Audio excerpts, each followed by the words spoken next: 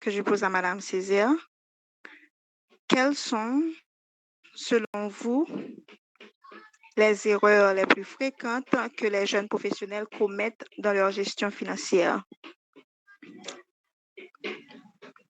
Ok, merci. Bon, si je me réfère à moi et à mes amis, donc c'est dépenser beaucoup plus que selon que ce que l'on génère comme revenu.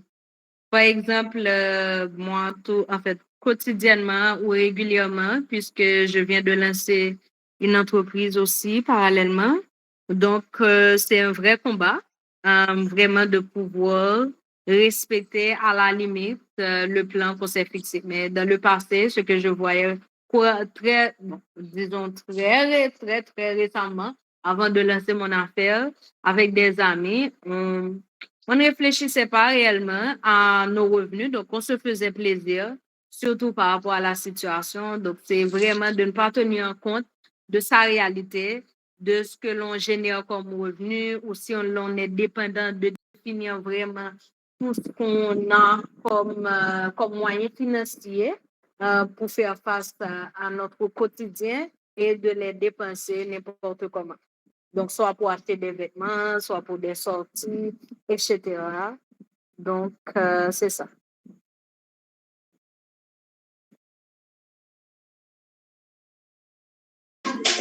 D'accord, merci.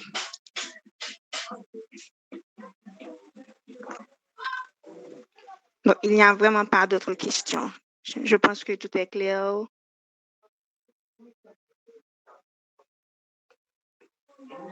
Dans ce cas,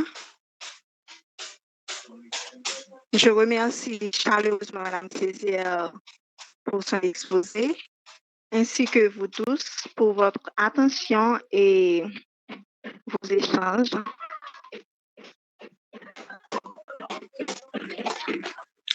Je pense que la rubrique s'achève ici et je vous encourage à transformer. Bon, avant, bien que Madame Césaire nous avait déjà partagé ses conseils,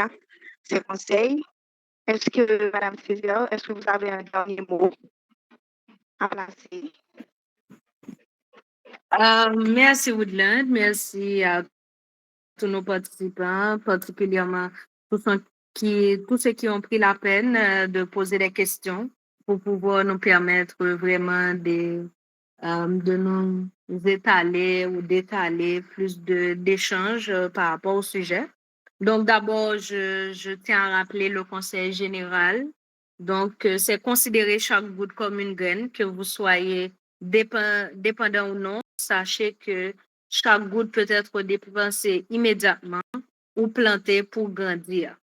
Donc, commencez à planter vos graines dès maintenant. Donc, par rapport au sujet, si vous avez le temps, je tiens à partager avec vous certaines recommandations, notamment des livres de référence. Donc, le plus connu reste et demeure en ce sens en termes de gestion financière, Père riche, Père pauvre de Robert Kiyosaki. Donc, c'est un livre à la fois enrichissant, mais avec un langage très clair et facile à adapter en fonction de notre contexte. Donc, qui aborde surtout l'intelligence financière, l'investissement et la création de richesses à travers un vécu personnel. Donc, il y a Your Money or Your Life.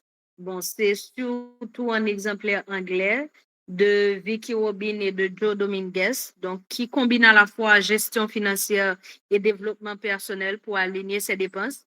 Donc, vous pourriez vous l'acquérir ou télécharger vraiment. Je vous le conseille. Donc, ce sont des outils de référence que vous pourriez mettre à votre portée et dépendamment de votre situation, prendre le temps de temps à autre prendre le temps de les lire afin de pouvoir enrichir vos connaissances, vous acquérir de plus d'astuces pour mieux vous organiser, mieux planifier vos budgets. Donc, pour ceux qui utilisent fréquemment TikTok, vous pourriez vous référer à des créateurs francophones ou haïtiens sur la finance avec déjà des hashtags comme finance personnelle, indépendance financière, budget jeune ou gestion argent. Donc, ce que je fais régulièrement aussi. Donc, vraiment, merci. Ça a été un moment à la fois aussi enrichissant pour moi que j'espère que ça l'était pour vous. Donc, merci vraiment à Woodland qui m'a presque harcelé pour être présente cet après-midi. Et ça a été un bon moment. Merci à l'équipe RH et bonne soirée à tout un chacun.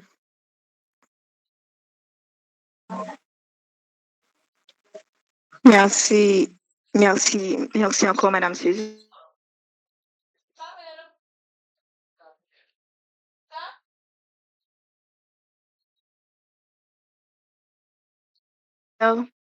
Bon, on retient, planter nos graines dès maintenant qu'on achève la rubrique de ce jeudi 11 septembre 2025. Je vous encourage donc, chers participants, à transformer dès aujourd'hui ces enseignements en actions concrètes dans vos parcours. Merci. Merci encore, Madame Césaire. Bonne soirée tout le monde.